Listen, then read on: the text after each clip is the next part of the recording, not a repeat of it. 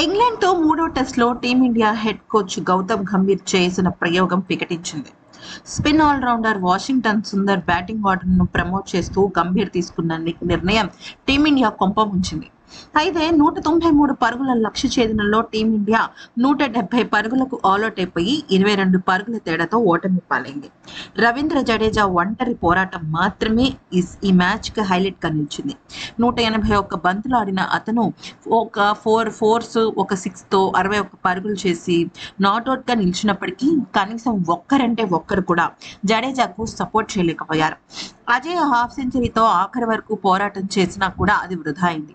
అతనికి తోడుగా క్రీజ్ లో ఫలితం ఒక్కరు నిలిచినా కూడా ఫలితం మరోలా ఉండేది.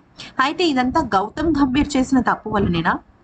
అయితే అసలు విషయం ఏం జరిగింది అనేది కనుక చూసినట్టయితే ఇక్కడ 58 పరుగులకు 4 వికెట్లు కోల్పోయి ఓవర్ నెట్ స్కోర్ తో ఆఖరి రోజు ఆటను ప్రారంభించిన టీమిండియాకు షాక్ తగిలింది. పిచ్ నుంచి లభించిన సహకారాన్ని ఇంగ్లాండ్ బౌలర్లు అందిపుచ్చుకున్నారు. క్రీజ్ లో సెట్ అయిన కేఎల్ రాహుల్ బెన్ స్ట్రోక్స్ వికెట్ల ముందు బౌల్తా కొట్టించాడు. ఆ సమయంలో నితీష్ కుమార్ రెడ్డిని కాకుండా వాషింగ్టన్ సుందర్ ను గంభీర్ బ్యాటింగ్ కు పంపించాను. కానీ అతను డక్అవుట్ గా వెనుతిరగడంతో టీమిండియా పరుగు వ్యవధిలోనే ఒక వికెట్ కోల్పోయింది. వరుసగా వికెట్లు కోల్పోవడం టీమిండియాను ఒత్తిడిలోకి నెట్టింది. జడేజా సహకారంతో నితీష్ పోరాడినా కూడా క్రిస్ వోక్స్ అతన్ని పెవిలియన్ కు చేర్చాడు. నితీష్ కుమార్ రెడ్డినే ముందుగా బ్యాటింగ్ పంపించి ఉంటే టీమిండియా పరిస్థితి మెరుగ్గా ఉండేది. చివరిలో వాషింగ్టన్ సుందర్ జడేజాకు అండగా ఉండేవాడు. ఎందుకంటే నితీష్ కుమార్ రెడ్డి డిఫెన్స్ కన్నా కూడా ఎక్కువగా మంచిగా పరుగులు రాబట్టే అద్భుతమైన స్కిల్స్ ఉన్నవాడు. అయితే సుందర్ మాత్రం కొద్దిగా డిఫెన్స్ ఎక్కువగా ఆడిన సందర్భాలు చాలానే ఉన్నాయి. అంతేకాకుండా తను కూడా మంచి ఆల్రౌండరే కాబట్టి ఎన్నో సందర్భాల్లో టెస్ట్ క్రికెట్ లో ఇటువంటి మ్యాచ్లు ఆడాడు కాబట్టి నితీష్ కుమార్ రెడ్డి కన్నా కూడా సుందర్ కి టెస్ట్ క్రికెట్ అనుభవం ఎక్కువ ఉంది కాబట్టి తను అట్లీస్ట్ బ్యాటింగ్ లో చివరి వరకు నిలిచి ఉండేవాడు. ఇక్కడ గంభీర్ చేసిన తప్పు కారణంగానే ఈ రకంగా పరిస్థితులు చోటు చేసుకున్నాయి. అయితే ఇక గంభీర్ అనాలోచితమైన నిర్ణయం కారణంగా టీమిండియా కష్టాలు రెట్టింపయ్యాయని నెటిజన్స్ మండిపడుతున్నారు. జోఫ్రా ఆర్చర్ అద్భుతమైన రిటర్న్ క్యాచ్ కు తను వెనుతిరిగాడు. అయితే ఇక్కడ విషయంలోకి వచ్చినట్టయితే ఇప్పుడు గౌతమ్ గంభీర్ కు కేవలం వారం రోజుల గడువు మాత్రమే ఇస్తున్నారు బీసీసీఐ. ఎందుకనంటే ఇప్పుడు ఈ జూన్ అయిపోయింది, జూలైలో ఇప్పుడు 23వ తారీఖు నుంచి జూలై 23వ తారీఖు నుంచి 4వ టెస్ట్ మ్యాచ్ రాబోతుంది. అయితే 4వ టెస్ట్ మ్యాచ్ 5వ టెస్ట్ మ్యాచ్ లో భారత జట్టు 4వ టెస్ట్ మ్యాచ్ లో ఏ మాత్రం పొరపాటు చేసినా కూడా సిరీస్ పోయినట్టే ఇంకో మ్యాచ్ ఉండంగానే. సో ఇక్కడ మ్యాచ్ ఏంటంటే కనీసం డ్రా అవ్వడానికి కూడా అవకాశం లేదు. మరొక వైపు ఈ 4వ టెస్ట్ మ్యాచ్ ఏదైతే మాంచెస్టర్ లో జరుగుతుందో ఇక్కడ ఇండియా ఒక్క మ్యాచ్ కూడా గెలవలేదు. అన్ని మ్యాచ్లు భారత జట్టు డ్రానే చేసింది.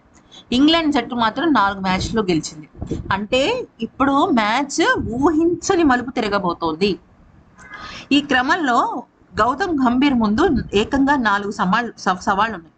బూమ్రా 2వ టెస్ట్ ఆడలేదు. అతని స్థానంలో ఆకాశ్దీప్ ఆడాడు. ఆకాశ్దీప్ బాగా రాణించాడు. 2వ టెస్ట్ మ్యాచ్ గెలిచాడు. 3వ టెస్ట్ లో కూడా తనని కొనసాగించారు. కానీ బూమ్రా 4వ టెస్ట్ ఆడకపోతే ఆ స్థానంలో ప్రసిద్ధ్ కృష్ణను తీసుకురావడం కష్టం. ఎందుకంటే అతను గత 2 టెస్టుల్లో చాలా ధారాళంగా పరుగులు ఇచ్చేశాడు. అందుకనే మాంచెస్టర్ టెస్ట్ లో హర్షదీప్ సింగ్ ను అరంగేట్రం చేసే అవకాశం లభించవచ్చు. ఇదే విషయం భావిస్తున్నారు. బూమ్రా ఈ సిరీస్ లో కేవలం 3 టెస్టులు మాత్రమే ఆడతాడని అర్థమవుతుంది.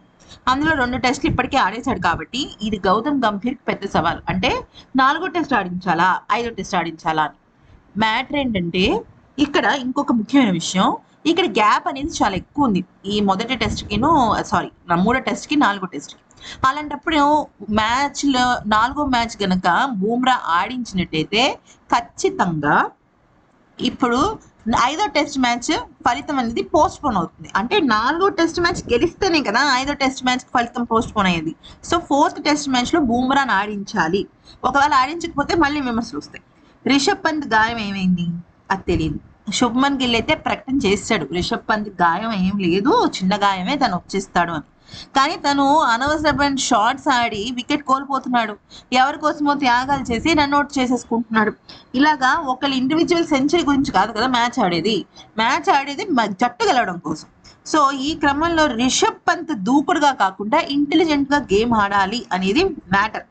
ఆ విషయం పరంగా గంభీర్ ట్రైన్ చేయాలి. అయితే పంత్ పూర్తిగా ఫిట్ గా లేకపోతే అతన్ని ఆడించకపోవడం జట్టుకు చాలా తీవ్రమైన నష్టం. కాకపోతే అతను లేకపోయినా ధ్రువ్ జురేల్కి అవకాశం వస్తుంది, కానీ అతనైతే అంత పెద్ద ఆటగాడేం కాదు.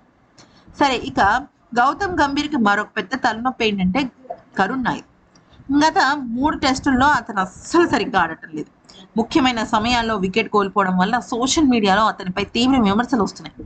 దాదాపుగా 8 ఏళ్ల తర్వాత అంతర్జాతీయ క్రికెట్లోకి వచ్చిన నాయర్ తన ప్రదర్శనతో మెప్పించలేక విమర్శల పాలవుతున్నాడు. సాయి సుదర్శన్ మొదటి టెస్టులో అరంగేటం చేసినా విఫలం అవడంతో అతను తప్పించారు. మరి కరుణ్ నాయర్ని ఎందుకు తప్పించడం లేదు? తనని 3 అవకాశాలు వరుసగా ఇచ్చారు, 3 అవకాశాలు కోల్పోయారు కదా. అయితే ఇక్కడ గౌతమ్ గంభీర్ చేసిన పెద్ద తప్పు ఏంటంటే సాయి సుదర్శన్ బదులు శ్రేయస్ అయ్యర్ ని బరిలోకి దింపారు. శ్రేయస్ అయ్యర్ అసలు ఒక రకంగా చెప్పాలంటే గేమ్ చేంజర్ తను.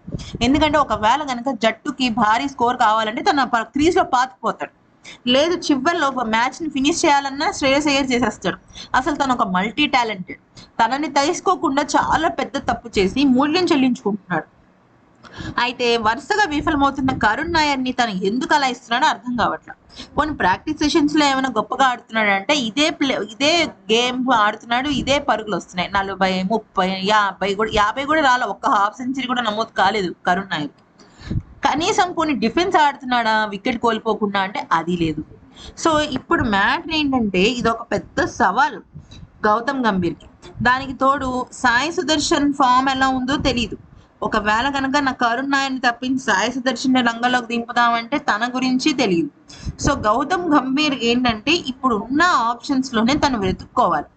అయితే ఆటగాళ్ళేమో తను ఆ మంచి ఆటగాళ్ళని తీసుకోవటం లేదు. శ్రేయస్ అయ్యర్ని అసలు ఎందుకు పక్కన పెట్టాడో చాలా తప్పు విషయం. అయితే భారత్ ఇంగ్లాండ్ మధ్య 4వ టెస్ట్ జూలై 23 నుంచి మాంచెస్టర్ ఓల్డ్ ట్రాఫోర్డ్ లో జరగనుంది. అంతకు మునిపే గంభీర్ సమస్యకి కనుక పరిష్కారం చెప్పకపోతే బీసీసీఐ ఎక్స్ప్లెనేషన్ అడగబోతోంది. ఎందుకనంటే రోహిత్, విరాట్ కోహ్లీ ఎందుకని సొంత గడ్డ పైన న్యూజిలాండ్ చేతుల్లో ఓటమి పాలు అవ్వడంతోనే వాళ్ళిద్దరికి ప్రెషర్ ఎక్కువయ్యి పొమ్మన లేక పొగ పెట్టడం అన్నట్టుగా వాళ్ళిద్దరిని టెస్ట్ క్రికెట్ నుంచి తప్పించారు.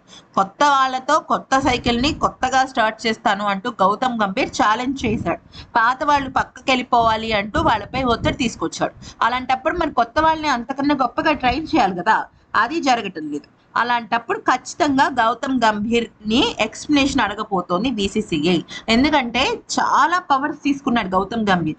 అటు సెలెక్టర్ల పాత్ర తను తీసుకున్నాడు, అంతేకాకుండా మరొక వైపు హెడ్ కోచ్ గాను, మరొక వైపు ఇంకా కొత్త అంటే అజిత్ అగర్కర్ పాత్రలో కూడా కొంతవరకు గౌతమ్ గంభీర్ పాత్ర ఉంటుంది. అలాంటప్పుడు ఖచ్చితంగా మరి తను చేయాల్సిన పని ఏంటి? తను ఇప్పుడు మ్యాచ్ గెలిపించాలి, లేదంటే ఎక్స్ప్లెనేషన్ ఇవ్వాలి. ఆటగాళ్ళ తరఫు నుంచి ఎక్స్ప్లెనేషన్ ఏమి ఇస్తాడు? సో పక్కకు తప్పుకుంటాడు హెడ్ కోచ్ నుంచి, ఒకవేళ కనుక 4వ టెస్ట్ మ్యాచ్ గెలవకపోతే.